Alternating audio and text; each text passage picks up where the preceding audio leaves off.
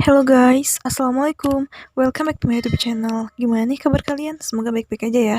Oke, di video kali ini saya akan menceritakan kisah horor nyata yang ini dialami oleh seseorang yang saya kenal. Jadi, untuk judul cerita kali ini, judulnya adalah Gagal Dijadikan Tumbal. Untuk tokoh utamanya, sebut saja namanya Jono. Inilah nama samaran. Nah, Jono ini pulang sekolah bersama temannya. Temannya sebut saja namanya Juki. Nah, Jono dan Juki pulang sekolah. Si Jono ini diajak mampir ke rumahnya Juki. Nah, di rumahnya Jono dikasih makan singkong goreng dan secangkir kopi. Nah, Jono tidak berpikir yang aneh-aneh. Dia langsung aja minum kopinya dan singkong gorengnya. Setelah beberapa suap, nah Jono langsung kayak ngantuk gitu loh. Dia langsung tak sadarkan diri. Kayak ketiduran gitu loh. Nah, pas bangun, tiba-tiba dia sudah berada di kayak gunung gitu loh, gak tahu di mana. Tapi di sana banyak banget penduduk katanya. Di sana Jono melihat ada almarhum neneknya, kakeknya, dan saudara-saudaranya lagi masak-masak di sana. Rame banget. Nah, neneknya ngasih makan Jono. Katanya, Jono, sini-sini, nih cicipin makanannya katanya. Tapi waktu itu Jono menolak, katanya dia lagi nggak mau makan, masih kenyang katanya, dia pengen pulang aja katanya. Tapi oleh neneknya itu dipaksa gitu loh, jangan katanya, jangan dulu pulang, kok cepet-cepet pulangnya. Nah, waktu itu Jono tidak merasa ada yang aneh karena dia merasa oke lah, di sini banyak orang gitu loh, banyak keluarganya, dan dia merasa orang-orang itu masih hidup kayak gitu. Jono masih belum nyadar bahwa mereka semua itu udah gak ada di dunia nyata. Jadi kayak almarhum neneknya, kok bisa dia ketemu sama almarhum neneknya? Ya untung sih waktu itu dia belum nyadar kayak gitu, dan semuanya tampak biasa aja kalau sekilas dilihat. Nah, karena neneknya itu tidak berhasil membujuk si Jono untuk makan, akhirnya saudaranya yang lain bilang kayak gini, ya udahlah Nek katanya, ya udah lepasin aja katanya kalau dia nggak mau makan kayak gitu ya. Akhirnya mereka tidak memaksa Jono untuk makan lagi kayak gitu. Terus akhirnya Jono bilang ke neneknya, Nek aku mau pulang aja katanya, ini udah sore kayak gitu. Diandeg pun kayak gitu, di tunggu besok aja kayak gitu, jangan lupa pulang sekarang. Tetap Jono pengennya pulang hari itu juga. Akhirnya orang-orang yang di sana menunjukkan jalan pulang. Ya udah, kalau kamu mau pulang, hati-hati di jalan ya. Tuh pulangnya lewat sana kayak gitu. Nah, akhirnya Jono pamitan kepada semua orang yang ada di sana. Terus dia pulang deh sendirian, menelusuri jalanan yang sempit, terus kayak di hutan-hutan gitu loh. Nah, sepanjang perjalanan dia masih belum nyadar bahwa dia itu sebenarnya sedang berada di dunia lain atau di dunia gaib. Nah, dia terus aja jalan, tapi kok gak nyampe-nyampe. Dia udah pegel banget jalan. Nah, akhirnya di pesawahan gitu, dia melihat kayak ada orang yang sedang mencangkul. Ada bapak-bapak yang sedang mencangkul. Terus Jono berteriak, Mang, Mang, katanya. Abi bade uih, atau aku mau pulang, katanya, ke arah mana ya jalannya, kayak gitu. Tapi tidak menjawab. Entah, setelah didekati, ternyata orang yang sedang mencangkul di sawah itu berubah jadi tengkorak. Otomatis Jono teriak, sambil lari terbirit-birit sampai terjatuh-jatuh. Wah, parah banget. Nah, terus akhirnya Jono lari sekencang-kencangnya sambil ngos-ngosan.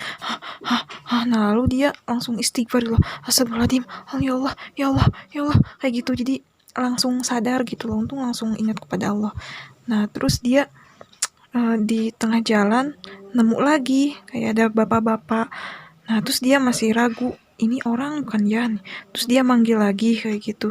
Sama, bapak-bapak itu nggak menjawab. Setelah didekati berubah lagi jadi tengkorak. Lari lagi dong, terbirit-birit itu si Jono. Ya ampun.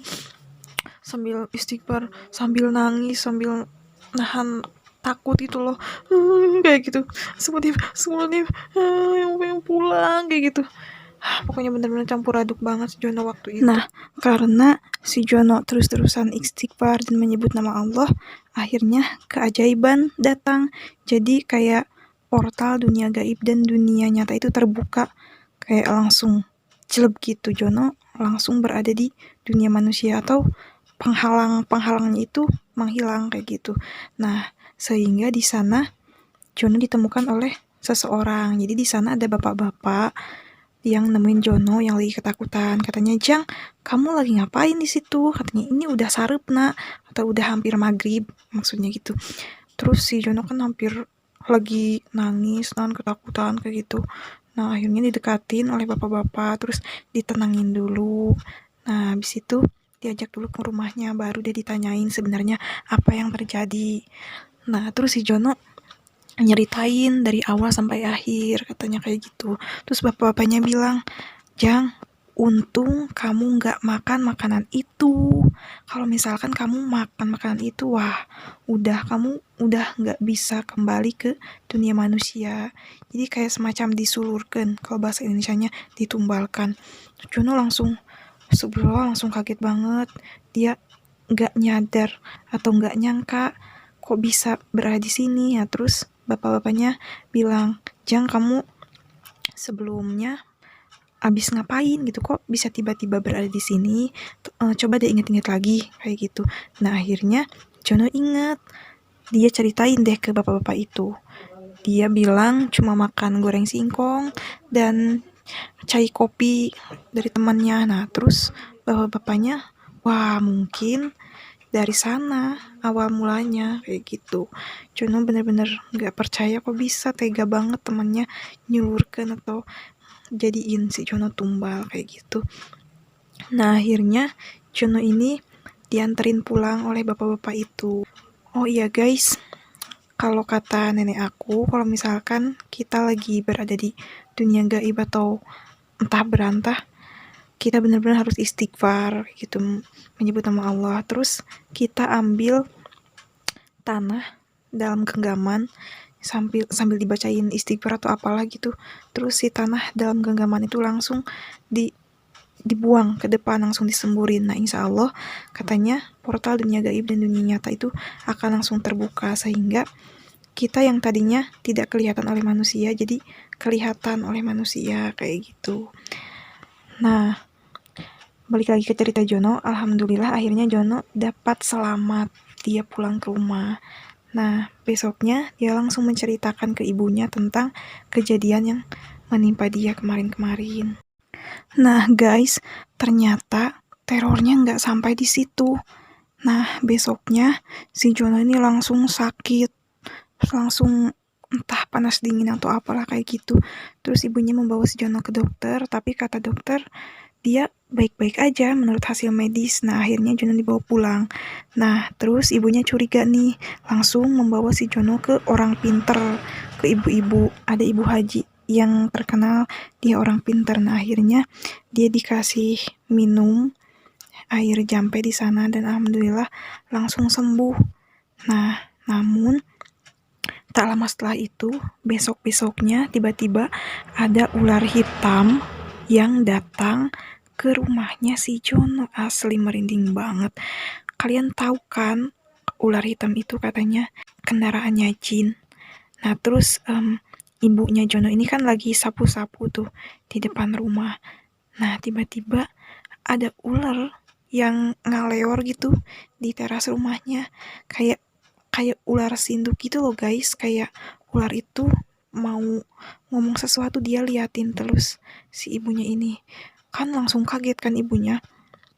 Wah, pasti ini ada apa-apa, katanya kayak gitu. Terus ibunya Jono bilang gini, "Hei ular, ngapain kamu kesini?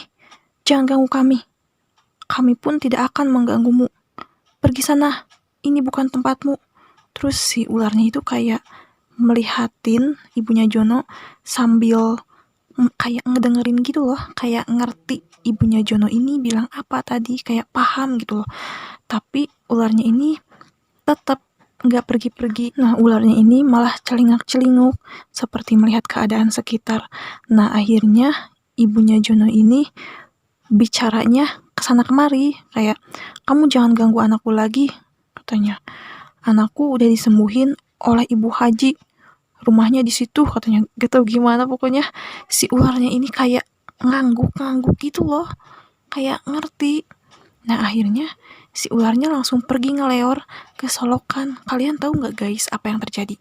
Seminggu kemudian, ibunya Jono mendengar kabar berita bahwa ibu Haji yang bantuin Jono, yang sembuhin Jono ini meninggal. Astagfirullahaladzim, ya Ilahi. Sejak saat itu ibunya Jono benar-benar merasa bersalah banget. Andai aja dia nggak bilang bahwa ibu Haji itu yang nyembuhin anaknya, pasti nggak akan kayak gini. Tapi ibunya Jono juga bingung harus gimana lagi, soalnya kalau nggak bilang kayak gitu, ularnya nanti malah ngincar anaknya terus. Pokoknya benar-benar merasa bersalah banget ibunya Jono, tapi bingung harus gimana lagi. Nah, namun setelah kejadian itu, alhamdulillah tidak ada hal-hal buruk lagi yang mendekati Jono. Jadi Jono ini bisa dikatakan sudah sepenuhnya terbebas dari yang namanya disulurkan. Jono tidak jadi dijadikan tumbal. Ngeri banget ya guys. Oh ya guys, Jono ini katanya lahirnya itu hari Jumat, dan hari Jumat itu adalah rajanya hari. Jadi orang-orang yang lahir di hari Jumat katanya akan sulit disulurkan, akan sulit dijadiin tumbal kayak gitu. Dan alhamdulillah selalu berhasil terus, selalu selamat terus kayak gitu. Soalnya aku juga pernah mendengar cerita ada orang yang disulurkan juga, tapi selalu ada aja yang menolongin dia di dunia gaib. Selalu berhasil keluar, ternyata dia lahirnya hari Jumat kayak gitu. Saudara aku juga yang lahirnya hari Jumat itu katanya dia pernah melihat ada ular hitam di kamarnya, terus dia menjerit-jerit. Nah tapi pas dilihat lagi ya oleh orang tuanya, diperiksa, itu di bawah kamar atau di ranjang, pokoknya udah diubek-ubek seisi kamar, nggak ada ular hitamnya benar-benar menghilang. Pokoknya serem banget deh. Pokoknya kalian harus banyakin istighfar, dekat-dekat dengan Allah kayak gitu. Dan kalian sebisa mungkin kalau misalkan ada yang ngasih makanan, atau kalian udah curiga ini tuh kayak bukan di dunia manusia atau apalah itu, kalau misalkan kalian dikasih makanan, jangan dimakan ya, karena bahaya banget. Nanti kalau misalkan kalian nggak balik lagi ke dunia manusia gimana? Serem banget. Nah oke guys, gimana ceritanya? Cukup mengerikan bukan? Nah untuk kalian yang punya cerita horor, kisah nyata, kalian komen ya di kolom komentar, nanti aku bacain di channel ini lagi.